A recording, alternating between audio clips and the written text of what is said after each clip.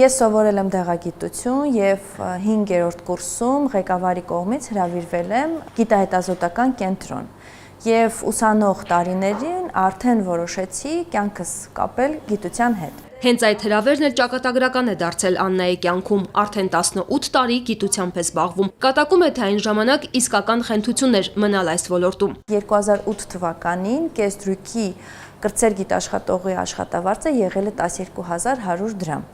Այսօր արդեն ֆարմացիայի ինստիտուտի երիտասարդ տնօրենը գիտության ոլորտը համարում է ոչ միայն ամենահետաքրքիրը, այլև կատարած աշխատանքի դիմաց համարժեք վաստակելու, արժանապատիվ ապրելու հնարավորություն։ Իդեպ գիտաշխատողների 53%-ը կանայք են, ղեկավար պաշտոններ զբաղեցնում է 30%-ը։ Կան տարատեսակ դրամաշնորհեր, օրինակ ասպիրանտական ծրագիր, ամրապնդման ծրագիր, հեռավար,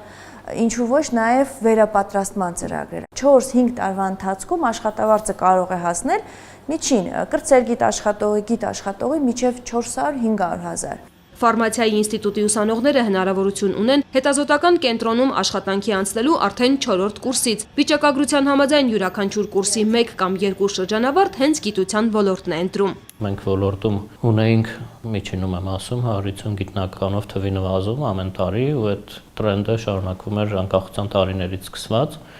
ինչը բավական աչափ մտահոգիչ էր, ու մենք հասել էինք ինչ-որ կետի, որ վտանգավորության աշճան արդեն հասունացած էր։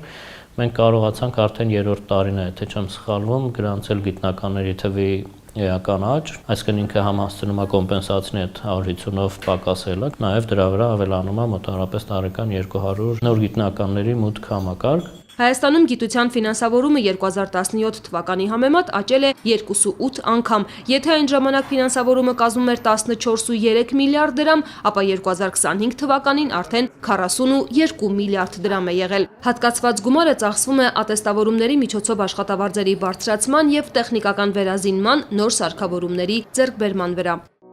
Լաբորանտի կամ ճարտարապետի աշխատավարձը բարձրացել է կրկնակի 67,000-ից դառնալով 138,000 դրամ։ Ավագ լաբորանտի աշխատավարձը կրկնակիից ավելի է բարձրացել 76,000-ից հասել է 179,000 դրամի։ Եռապատկվել եւ քառապատկվել են նաեւ կրտսեր գիտաշխատողից մինչեւ գլխավոր գիտաշխատողի աշխատավարձերը։ Շատ ավելի բարձր են ստանում նաեւ գիտական խմբի եւ գիտական ստորաբաժանման ղեկավարները։ Կառավարության ֆինանսավորման ավելացումը բերեց նրան, որ մենք ներկայիս դրությամբ ունենք խոշորագույն, տենց ներդրումներ ոլորտում, աննախադեպ չափերի, գիտական սարքավորումների ձեռքբերման առումով, որոնցից արդեն իսկ 5 միլիարդ դրամը ձեռք է բերվել եւ տեղափոխվել է անպատասխան գիտական կազմակերպություններ, մնացած մասը գտնվում է ձեռքբերման փուլում։ Սա մեր տվյալների մշակման կենտրոնի մուտքն է, ինձ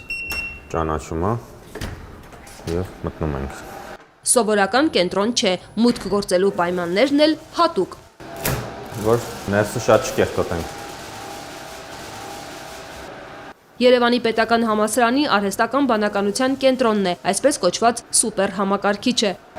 Այստեղ համակարգիչն է։ 2021-ից 2025 թվականներին գիտահետազոտական կենտրոնների միայն անհրաժեշտ սարքավորումների ձեռքբերման համար պետբյուջեից գրեթե 20 միլիարդ դրամ է տրամադրվել։ Գլխավորը հենց սուպեր համակարգչի համար ներդրումն է 3.7 միլիարդ դրամ։ Այս ամբողջը ծառայեցվում է գիտական նպատակների համար, այսինքն գիտական լաբորատորիաները, որոնց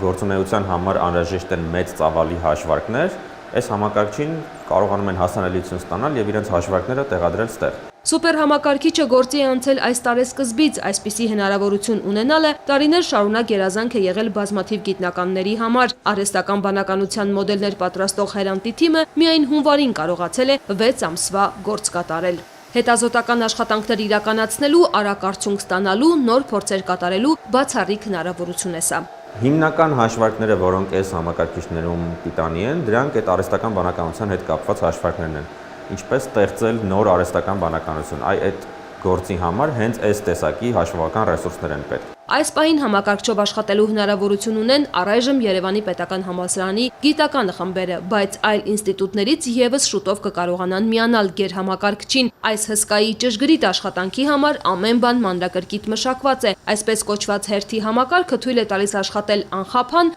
անկախ ծանրաբեռնվածությունից։ Անհրաժեշտության դեպքում կատարում է առաջադրանքները անգամ գիշերը, երբ հանգստանում են հանձնարարություն տվողները։